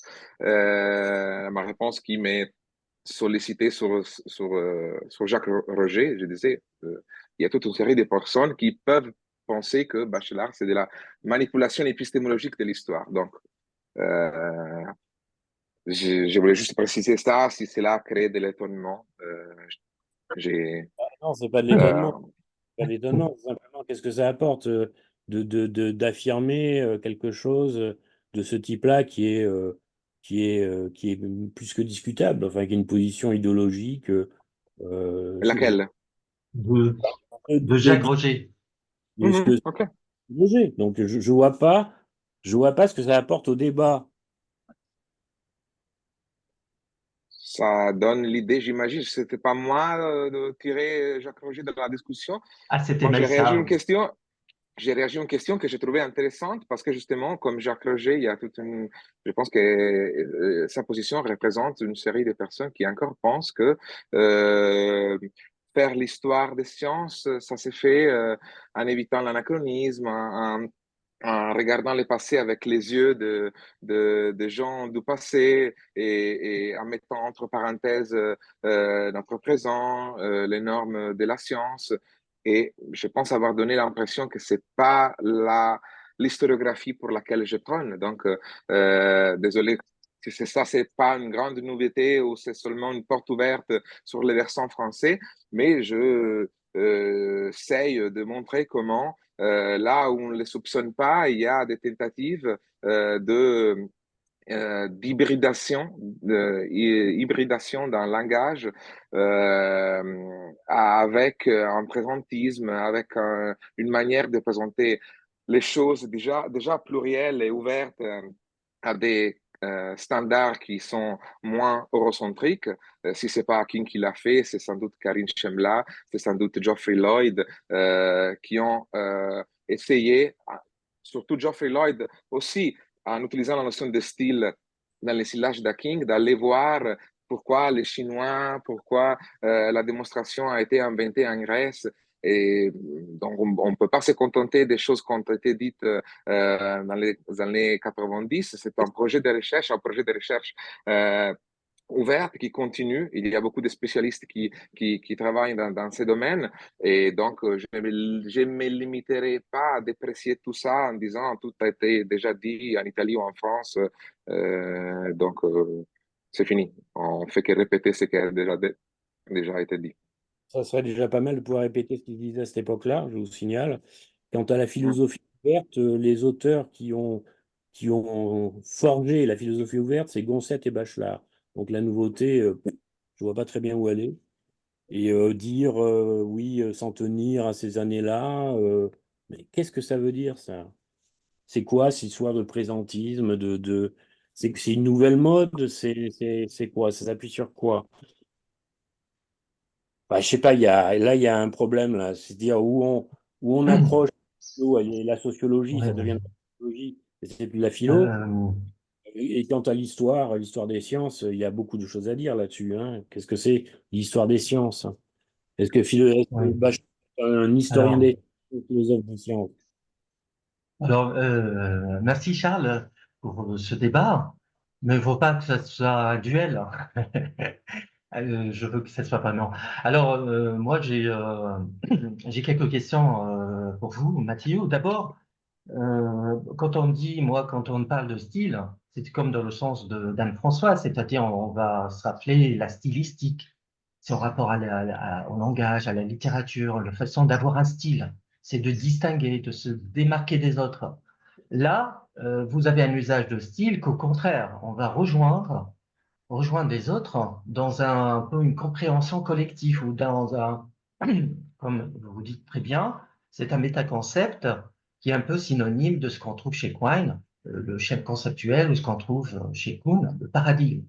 C'est-à-dire, est-ce que ma question, est-ce qu'on peut avoir son propre style, au sens un peu littéraire du terme, sous l'horizon du style, c'est-à-dire qui détermine ou identifie un peu une appartenance, je ne dis pas doctrinale, mais conceptuelle, hein, et à une méthode. Et à quel point là, le style ne se rapproche pas à la notion de méthode. Et, et ma dernière question est bien sûr, je vous ai bien entendu un peu, pour utiliser votre langage, mettre dans le même sac Quine et Foucault. Alors, comment vous justifiez cette position de mettre un petit peu ensemble Foucault et Quine? On sait très bien qu'il y a beaucoup de choses qui les départagent plus que... Et merci beaucoup. Merci à vous. Alors, je me limite à renvoyer un article qui m'a beaucoup aidé à m'orienter sur la question de la tension entre ce qui a été appelé l'usage individualisant Oui. ou la fonction individualisante du style et la fonction généralisante du style, qui est l'article de Gaillon paru de l'usage de la notion de style en philosophie des sciences, je pense que c'est le titre, Jean Gaillon, 1996, et puis paru aussi en anglais 2 ans plus tard. Et là, il relève justement cette tension entre un usage individualisant qui donne l'idée que le style est aussi le trait stylistique, le trait individuel, presque idiosyncratique, c'est-à-dire c'est qu'on ne peut pas reproduire par définition parce que c'est la marque individuelle, la marque de l'individualité. Oui. On retrouve quelque chose de semblable chez Gilles Gaston Granger, par exemple, qui veut vraiment que une analyse stylistique soit possible sur les œuvres scientifiques comme elle l'est sur les œuvres artistiques, c'est-à-dire que l'analyse stylistique permet de relever ou de repérer la marque individuelle dans l'ouvrage scientifique. Granger l'est fait, par exemple, dans le cas de l'analyse vectorielle dans les débats, entre guillemets, entre Descartes et Desargues. Mais il y a aussi Kostas Gavroglou, l'historien de sciences, qui a montré comme on peut parler de style individuel en physique.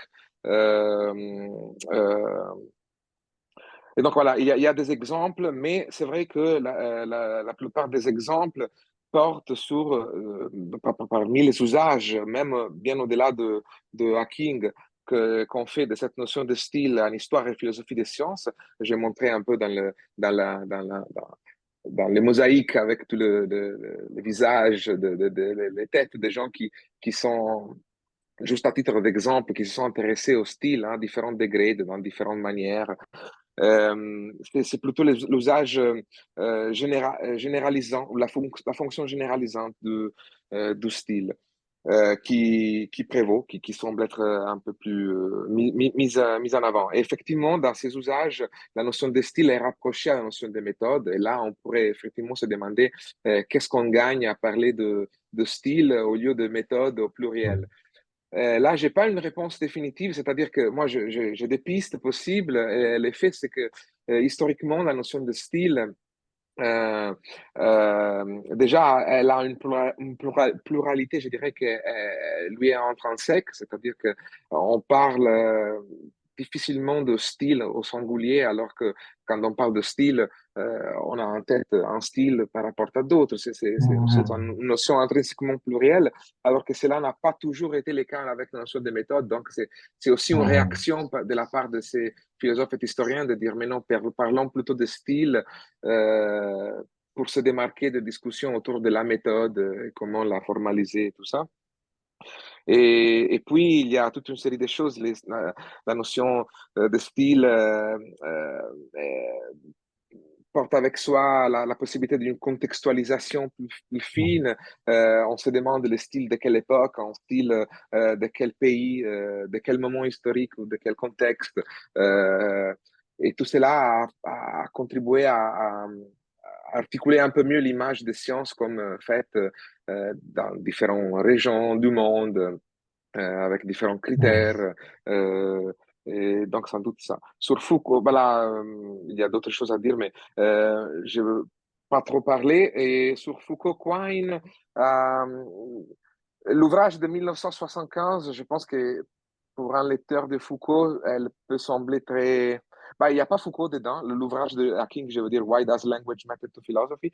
Il n'y a pas Foucault, Foucault n'est pas du tout cité, mais on comprend très bien comment, dans cette manière de présenter Quine et Feyerabend comme des gens qui s'intéressent pas, pas à la signification, donc qui ne propose pas vraiment des theories of meaning, mais à ce qui est dit, et donc on dirait à la langue plutôt qu'au langage, si cela, dans un contexte français, ne portait pas sur des cadres linguistiques qui n'ont qui est très peu à voir avec cette discussion ici. Donc, il y a des rapprochements à ce point de vue, de ce point de vue entre Foucault et Quine. Et puis, il y a toute une série de différences, c'est-à-dire que Quine, c'est Akin qui le souligne, mais peut-être sa lecture de Quine est mal avisée. Là, je me remets à votre jugement. Les réseaux Bien sûr. les réseaux de propositions, bah, déjà, un schéma conceptuel, c'est un réseau de propositions, et un réseau de propositions qui sont tenues pour vraies, et des raisons de propositions qui, a priori, pourraient, en principe, être aussi euh, portées par un seul individu. Ou pensé par un seul individu. Alors que chez Foucault, entre les propositions du centre du schéma conceptuel et les propositions de la périphérie, dans le schéma conceptuel, il y a un rapport des logiques, en tout cas d'inférence, qu'on doit pouvoir légitimer. Comment est-ce qu'on arrive à passer des propositions qui sont les noyaux d'un schéma conceptuel et qu'on ne révise jamais, et des propositions qui sont en revanche à la périphérie. Là, il y a un lien logique entre les deux. Chez Foucault, il n'y a rien du tout de ça, et Hacking souligne ça, et il aussi préfère Foucault parce qu'il pense que déjà les pratiques discursives, par exemple, ce sont des choses qui sont anonymes, donc plusieurs individus peuvent les entretenir, doivent les entretenir. C'est quelque chose de super souverain individuel, ne consiste pas que dans des propositions vraies, mais des propositions qui sont soit vraies, soit fausses, donc des propositions concevables qu'on peut concevoir, ou desquelles on peut discuter si elles sont vraies ou fausses, mais pas forcément des propositions vraies. Et il n'y a aucun lien de déduction, d'inférence possible entre des énoncés qui seraient plus au centre d'un épistémé et des énoncés qui seraient plus périphériques. Voilà, donc il y a des différences structurelles entre Foucault et Quine qui Hacking relève, qu'il essaye d'en faire un point important pour sa théorie du style. Alors, est-ce qu'il y a d'autres questions? Euh, Sinon, donc Mathieu, je vous remercie infiniment pour cette conférence qui était vraiment très intéressante. Et ça vraiment stimule la pensée philosophique, épistémologique, et on a toujours bien sûr le plaisir à discuter encore et encore avec vous. Mais là, on est obligé. C'est Hassan, qui est professeur de philosophie analytique à Kenitra au Maroc, qui est quelqu'un de très productif dans le domaine de la philosophie du langage en arabe, il écrit en arabe. Et il a été formé en France, je crois, à l'université de Lyon, c'est Hassan, je crois. Donc, qui nous a fait vraiment l'honneur, le plaisir d'être avec nous ce matin pour Merci. vous écouter, Mathéo. Vraiment, c'était très intéressant. Ça ouvre vraiment, comme vous avez dit, des pistes, des hypothèses de travail. Et je pense que ça a été très instructif pour nos doctorants qui, s'ils n'étaient pas avec nous ce matin, auront la chance de consulter la vidéo tout à l'heure et de vraiment profiter de votre conférence.